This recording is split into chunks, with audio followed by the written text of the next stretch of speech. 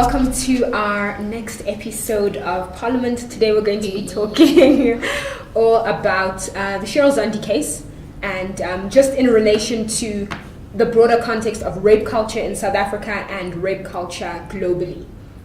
So I think right now would be a good time to just talk about what rape culture is. And a lot of people see rape culture as being the kind of attitudes and thoughts associated with the way that people treat victims of rape and sexual abuse. For example, victim shaming, asking those questions. Why were you wearing that? Why was your dress so short? Slut shaming.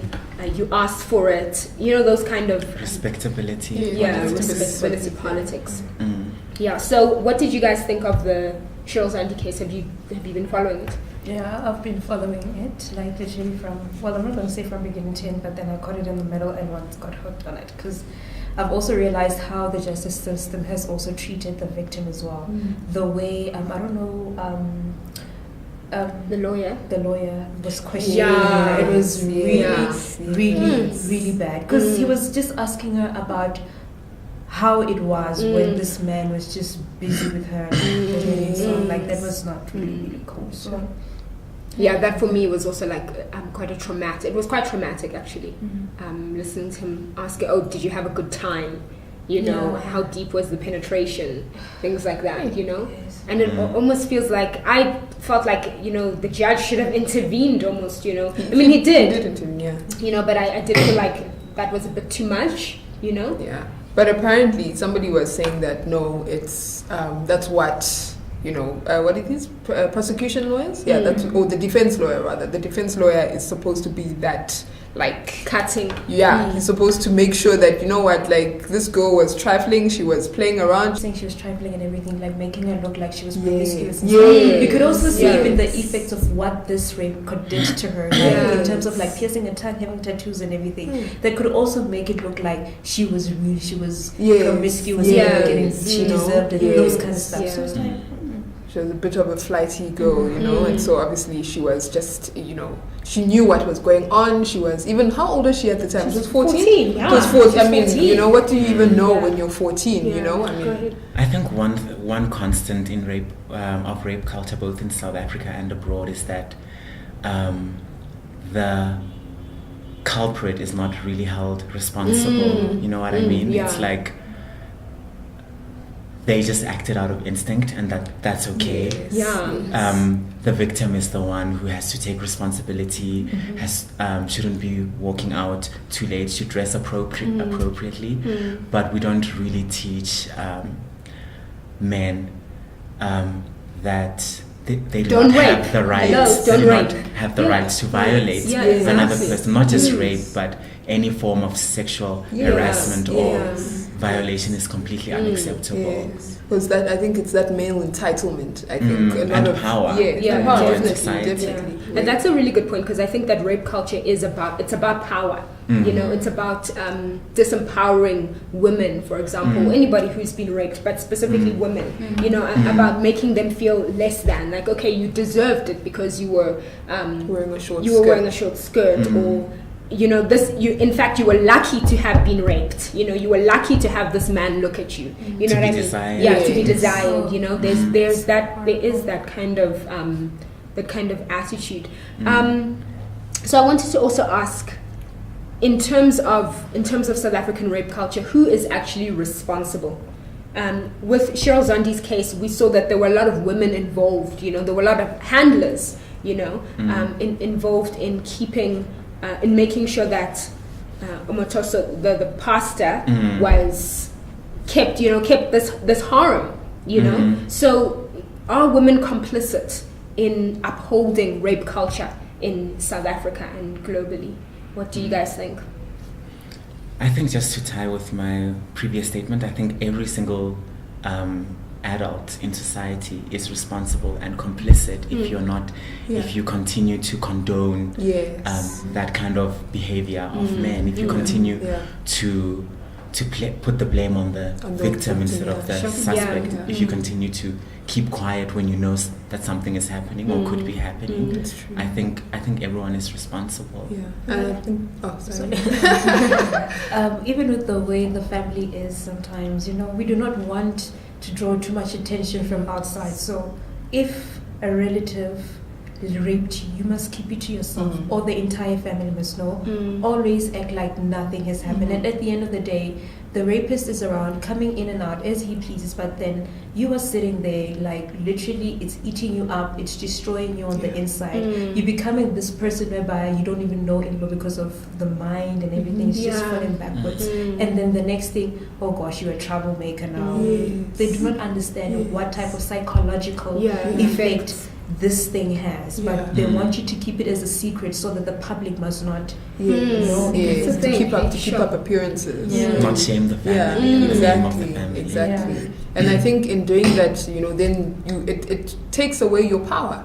Because essentially, like just what we were talking about, rape is about power, and in that already you've been raped, so somebody's already taken away your ability to consent, ability to say no, but then on top of that, now you have to keep quiet, and you're just like, okay, you're silenced, and you have no voice, you have no like agency in this, in this situation. So, but I think because of the public discourse of blame the victim, suspect the victim instead of the culprit. I think even because I don't think rape culture only affects the victim, only affects women. I think definitely. Definitely. Femme bodies are also affected by rape culture, and I think as victims or potential victims, I think because of the public discourse, psychologically we are also tricked into thinking,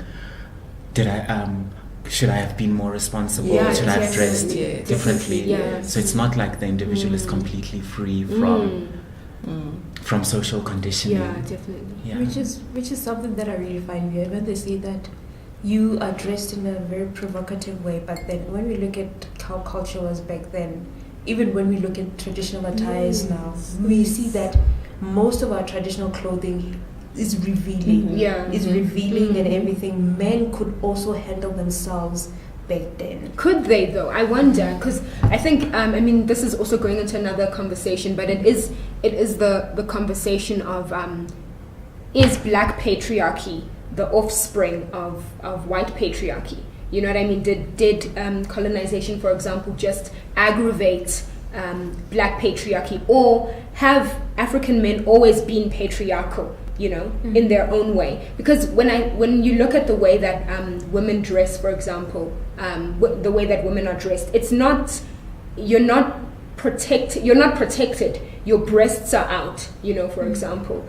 And is that for you, or is it for the pleasure of another man? But to say that though, that's because I think breasts aren't sexualized. So for example, even breastfeeding. When we talk about breastfeeding, and we're going off topic, but when we talk about breastfeeding and people are like, oh, women, cover your breasts. But people, especially here, I think it's not it's not a thing. Cultural context, exactly. Parts of the body are Exactly. sexualized. Exactly. So it's So I think when I was growing up anyways, I don't think breasts were, or breastfeeding rather, let me not say breasts, because maybe they've always been, some people have, sexualized them from a long time ago. But you would see a person breastfeeding at Pick and Pay type thing. It wasn't like, oh, she's breastfeeding, oh my god. Yeah, it was normal. Yes, in the taxi you will see a lady with a baby kind of, carrying her baby, and she's breastfeeding, things like that, and people don't comment and they don't say anything. She didn't have a blanket over the kid's head, things like that. So I feel like in those contexts, like in the traditional context, I feel like maybe the breasts weren't, it's not like, oh, who has the biggest boobs, type of situation. It was more like, this is just what's comfortable, we're going around. Especially with, for example, Wits has had a lot of naked protests, nude protests, and where women would bare their breasts in protest of rape and sexual assault.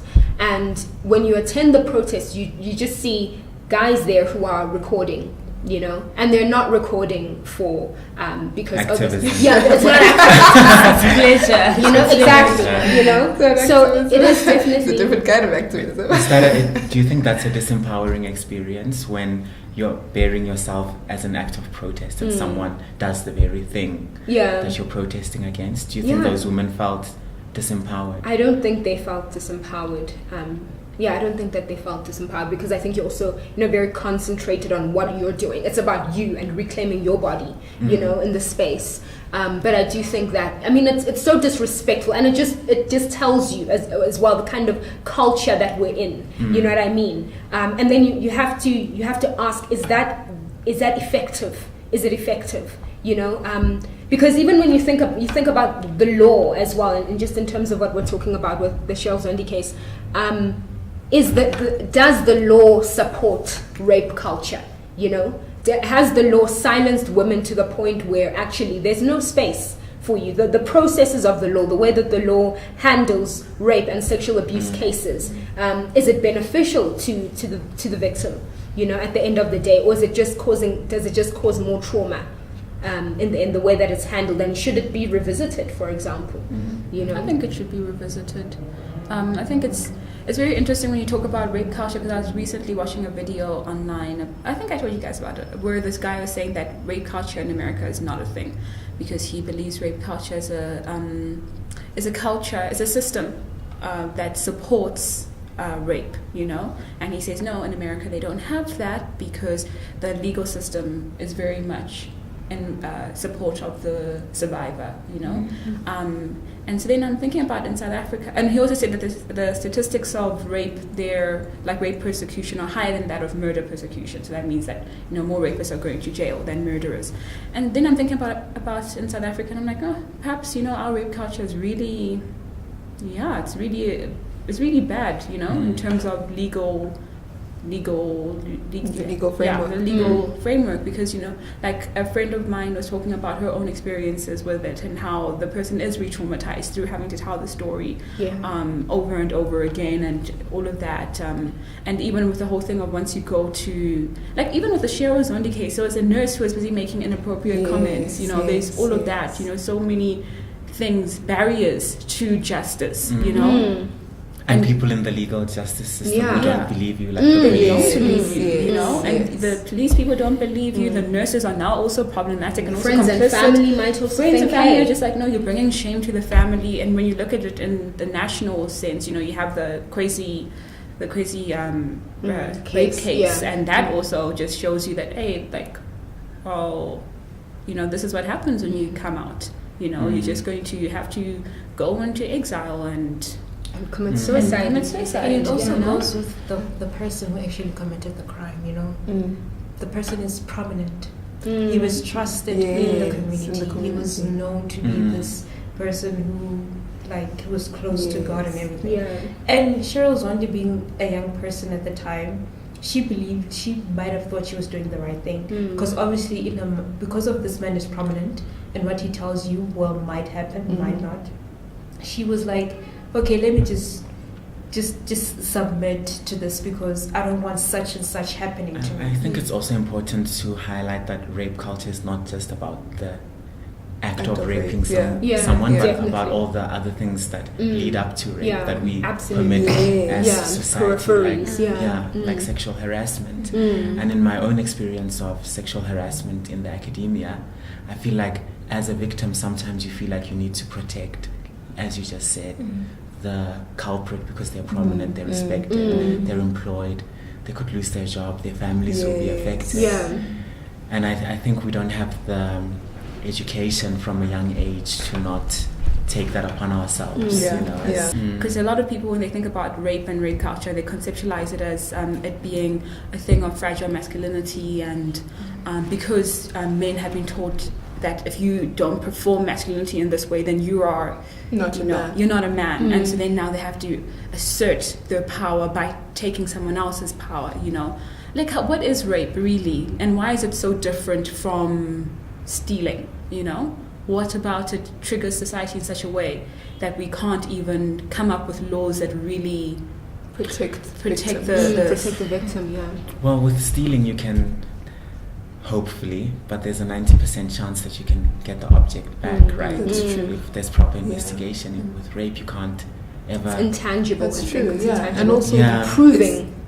Yeah, and rape is also one of those things where I think people, it's framed around he said, she said, you know, and it's really like my word against yours type of situation. And a lot of the time, obviously, it's on the burden of proof is on the victim to prove that no, actually, what you're saying is true. It's and you can't reclaim that which they took. You can reclaim the object, but you can't reclaim the dignity and the power. Yeah, I mean, I think it's also connected to just the devaluing. The overall devaluing of women in society.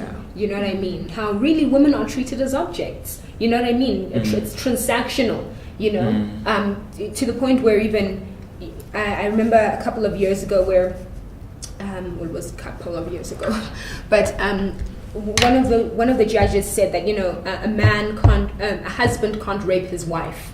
I don't know if you remember that, and it's come back again into, you know. There was a law in America for a long time in the 60s.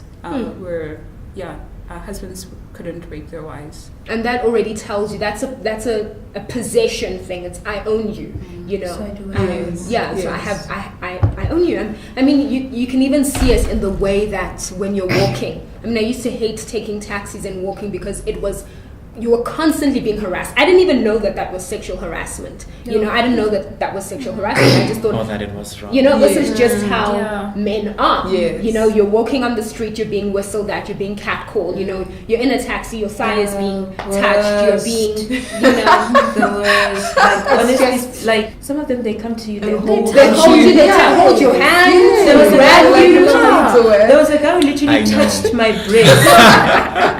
He touched my breast. Like it was like I was like, entitlement. That's true. Yeah. It happened to me in Entitlement. moments that you think that you have the right to invade my personal space, you know, and they see it as complimenting you for some warped reason. Like you should be. Like you said, like be- you were saying earlier, you're lucky, you know, that I'm even gracing you with my yeah, presence. when you even put looked it in like your that, direction. There was also an incident in my second year. He was driving us to this place, and he kept on telling me about how ugly I am, and how like if somebody raped me, it would like do me good because I was like, what? Saying those hurtful things. Disgusting. And in And front of disgusting. people, and literally I was so shocked that people in that car literally kept quiet. Nobody said anything. They didn't say That's the anything. thing. Nobody defended me. They just allowed Was this he a guy. taxi driver? No, it was just some guy. guy who was supposed to drop us off somewhere. But as I was saying earlier, like victims are not immune to those kinds of statements. Those things can actually manifest themselves in you to a point where you believe them and Definitely. And the thing is, when you brush off these guys who are like catcalling you and trying to touch you and everything, you are being called, can I say the word, hoe, bitch, like those worst words about And that's you. the thing, like when you refuse, you're so ugly anyway, like I'm not even interested, like oh my god, Like, you know what I you're mean? interested 5 seconds you're ago, interested but 5 seconds okay, ago, but keep immediately Wow. rejected. You know, it's very but like when somebody harasses you and you just like no, it's fine, you know, you kind of put your earphones on, kind of keep walking type of situation because you don't want it to escalate. You know, you don't want him to now start calling you names, and then on top of that, you don't want him to follow you home. Exactly. You know? You don't want it to now become a situation where you're like, okay, you know, because you're always thinking like, hey, you know, Anything could happen. Anything could happen. You You're know, not and safe. yeah. Like men feel entitled to women's bodies. They feel like they own your body. You know, like you're just They you're have renting rights. it. They have but- rights to your body, to your space. And you know. And so when they violate you, it's not a violation because you belong to me anyway. You know what I mean? As a woman, you're mine. You know, this is my so world. much conditioned into believing that, like even when you just look at TV ads, women has always been equated to objects, you know, and secondary place. Yeah, you know, like from the girling experience, girling versus boying, you know, how girls are girled up and boys are, you know, boyed up, you know. Well, you know, as you were saying about girls are raised and boys are loved. Yeah, but in the words of Michelle Obama.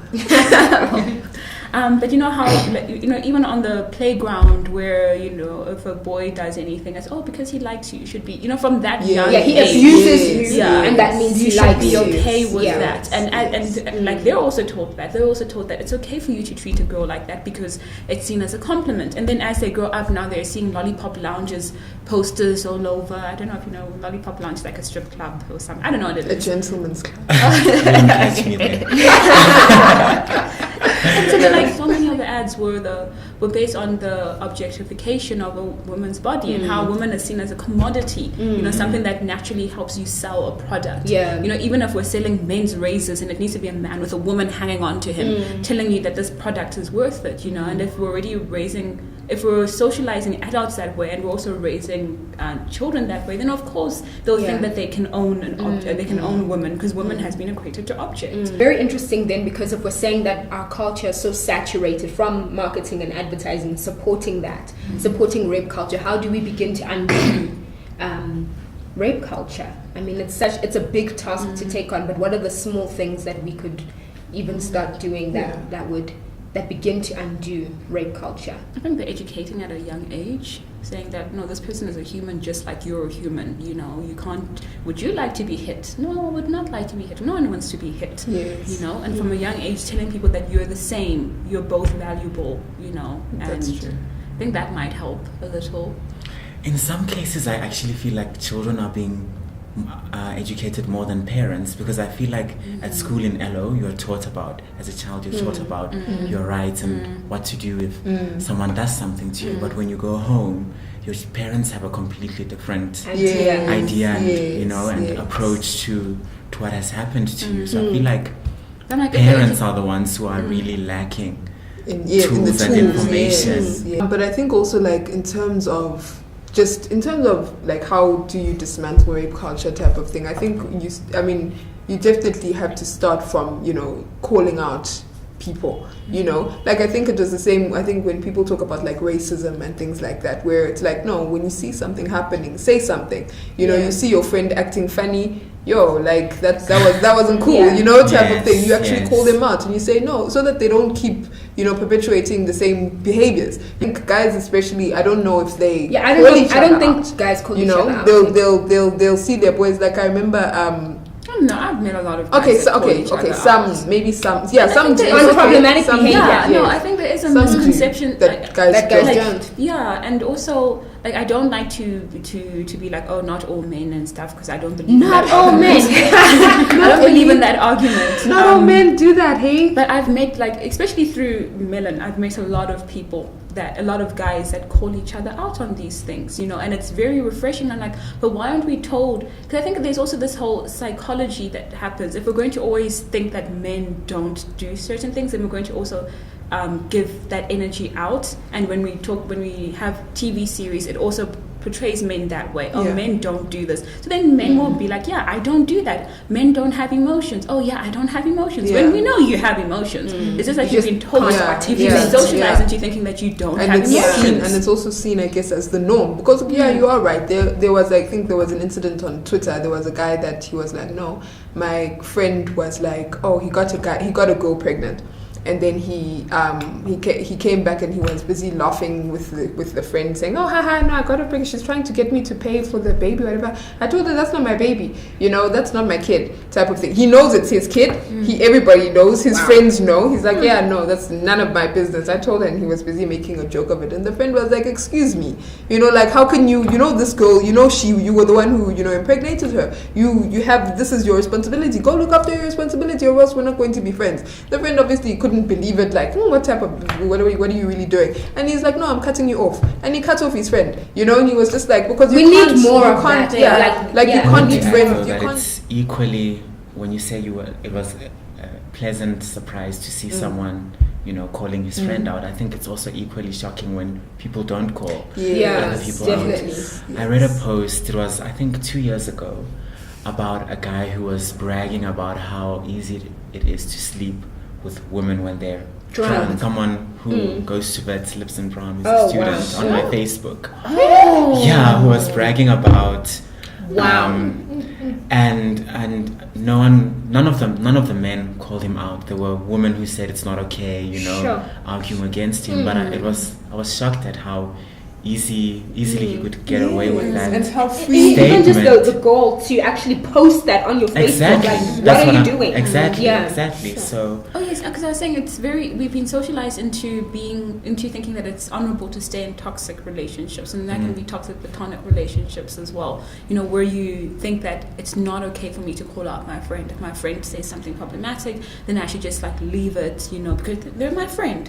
I know that they're not really racist, or they're not really homophobic. They're just making an inappropriate comment here, But this isn't how they usually are, sort of thing. And I was reflecting on this specifically because I used to watch The Originals a lot. The Originals was this TV series about from the Vampire Diaries. Yeah.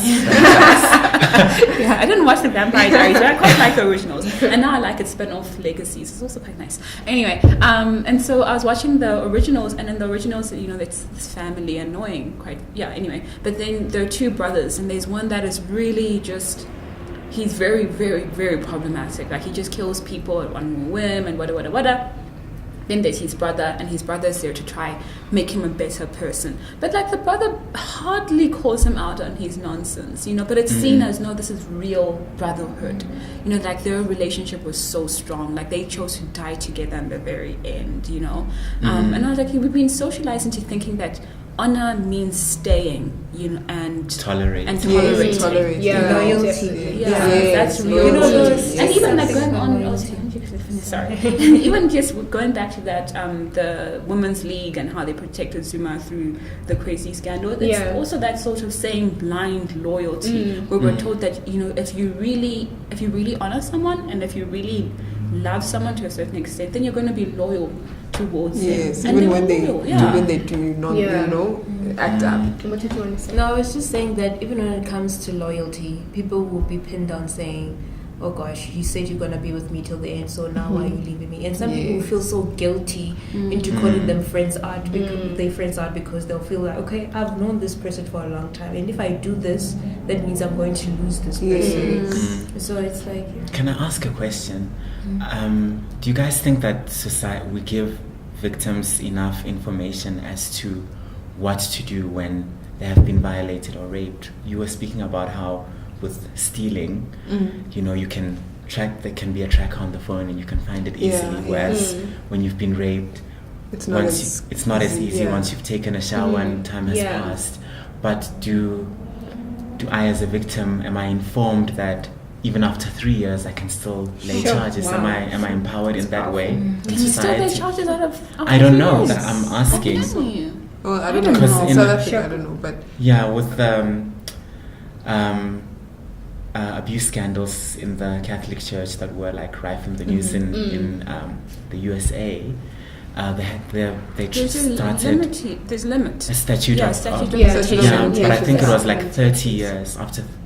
What is it? Wow. So like it can be like 10 years or something like that. Because I know even like if you're looking at CHERYL ZONDI, it happened when she was 18. She's 23 now? She's 22. 14, sorry, not 18. 14, and she's 22 now, and she's coming out about it. And this guy, hopefully he does get convicted. But like it's been, time has passed. But my question is, does the average victim know? Is the average victim informed about? I don't think so. I don't think so at all. And I think it also comes down to, a lot of the times when someone has been sexually violated, your body has been violated. You even feel like your body doesn't belong to you anymore. And then also, was I raped? Was it just my imagination? Did I lead him on? Did I have something to do with it? There's so much. Rape culture is about subjectivity, isn't it? Like, were you really raped, or was it consensual? Did you fight it? Did you fight? Were you clear about your body language? You say no. And even an intimate partner violence, and intimate partner rape, like even that isn't. We don't talk about that. When people get raped by their significant others, we don't talk about it. There's not a lot. I think there's not a lot of support for those types of situations. I think so. I think so. The way they drive certain campaigns Like we constantly know about how much we don't really have to drink and drive. Yes. Those kind of campaigns. Like campaigns like these telling us on what rape really is. Need to be driven more. Definitely. I believe the thing that. is, sometimes this rape topic can be so taboo, even on media, that like, you're not sure. Oh no, sensitive. No, my child cannot. But your child needs to hear about. But the child needs to hear about this. The child needs to understand what consent is. What consent is, and consent, what they need to do when it actually happens to them. Definitely.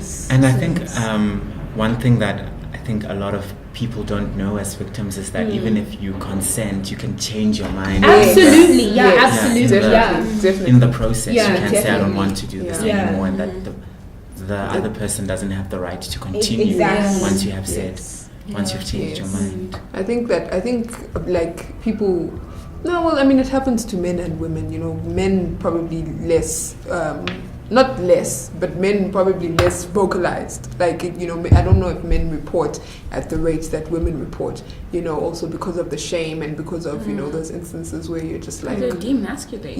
You know, you feel like, okay, like, how could I have been raped? And the police by just women? doesn't believe like, how can a woman rape? Exactly. Like, in those instances, you definitely, like, do people even being raped by other men, you know, like with the Parktown scandal, was it Parktown boys? Was it Parktown? I think so. Yeah, I think so. Like, there was that, you know, there was the sexual molestation ring that was going on. So it's like, do you have support? You know, do you know who to call?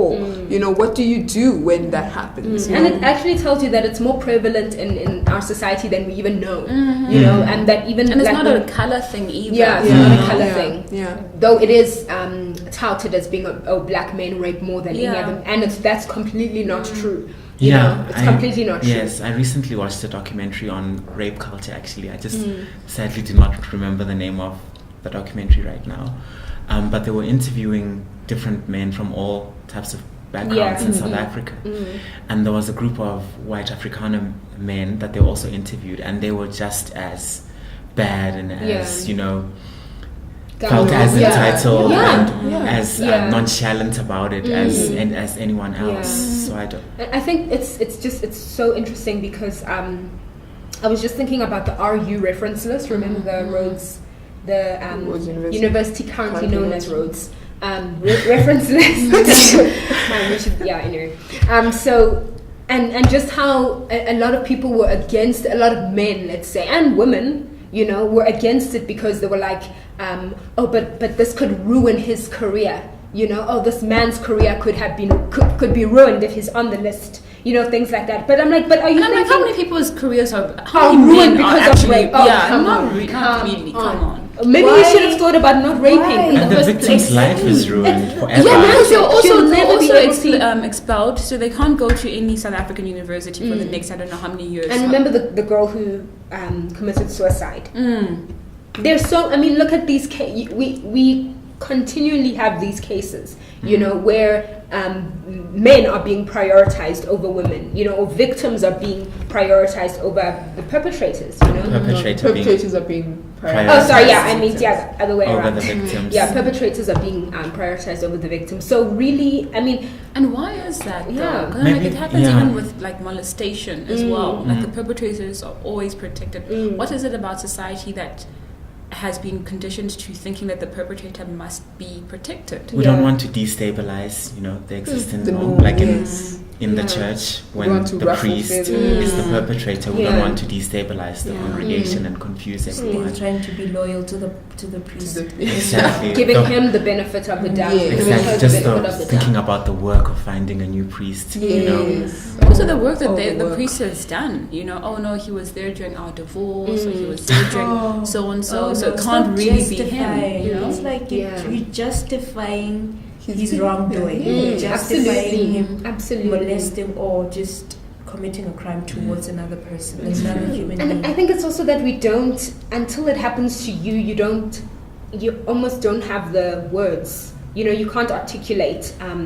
Like in the case of, I mean, and it's happened so much in the Catholic Church and in other churches as well. Just think about how much molestation has happened and how much sexual abuse has happened. Rape, actually. And rape. Previously, You know, I thought of it just as molestation. But I think with the recent investigations, like Yes. Victims have really come out and said, I was raped. It wasn't just, it didn't just touch me. It actually penetrated me. And just how undercover that's been, you know what I mean? Systematic. Exactly. And how it's woven into the fabric, you know, of the church, for example. It's woven, it's authority, it's I'm an authority over you, therefore whatever I ask you to do, you must do. You know what I mean? Then even like, how do you, not even how do you say no, but how do you come against, you know, your pastor, you know, type of thing. And the congregation, because now you're against the entire congregation. Because it's like, you know? Because even I think I was reading some of the tweets with the Omotoso trial, you know, and people will be like, oh no, but why did she wait this long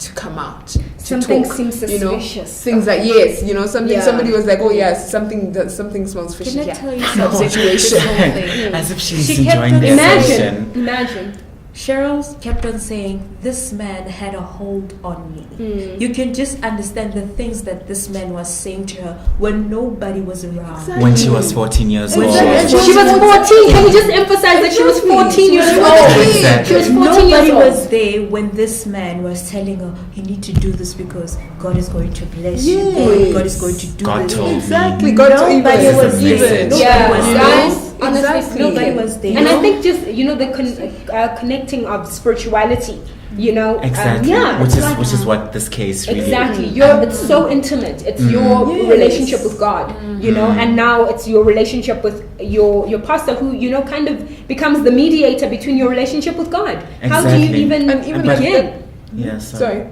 Go. Okay.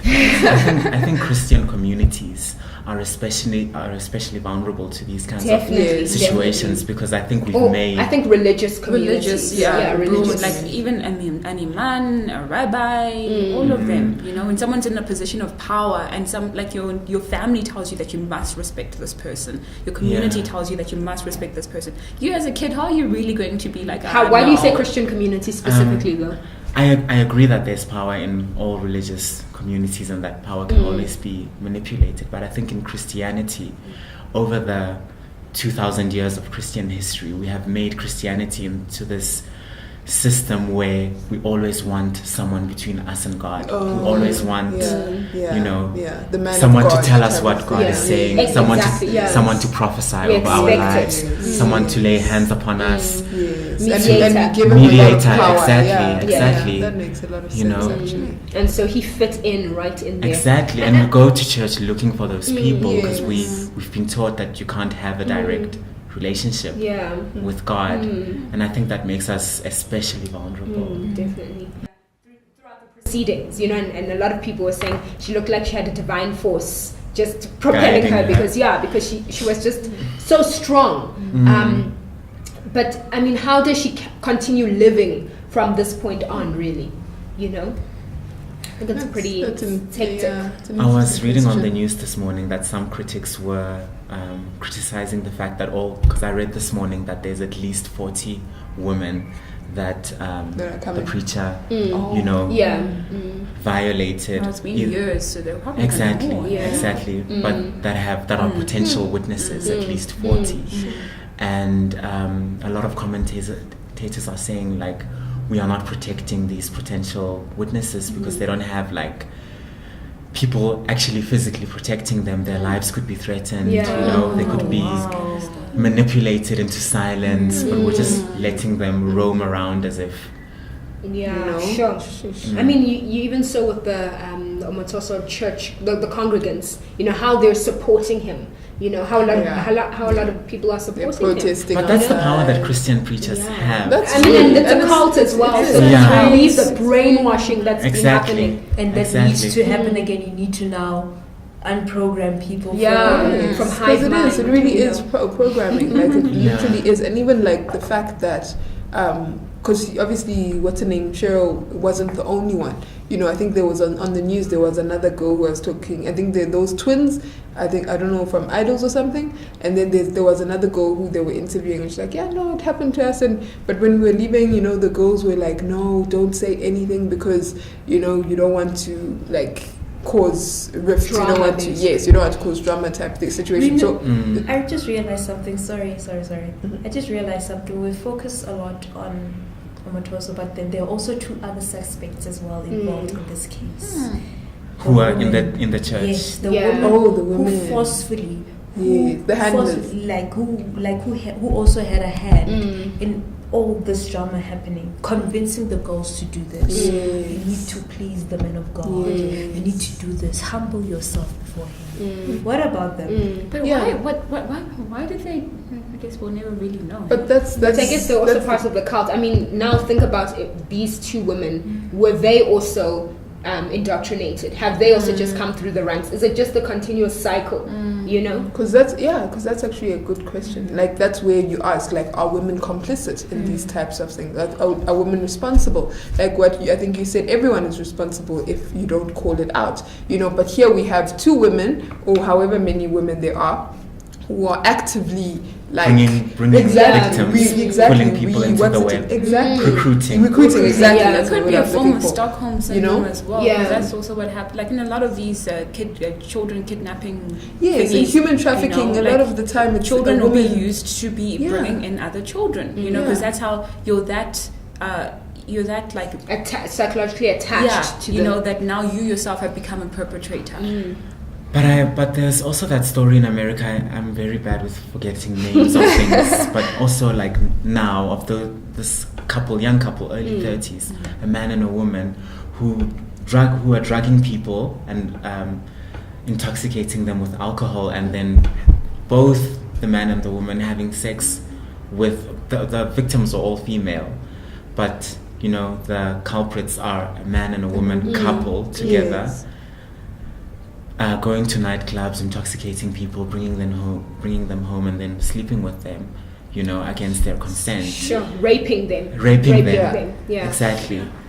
And they're both being trialed now. So I don't know, like, Sure. Yeah. if we can keep using these syndromes and these Yeah, that's indoctrinations true, as actually, excuses. that's I true. think Yeah. Sometimes. Okay, guys, I think we're going to close here. Thanks so much for participating in this panel, and we'll see you guys in the next one.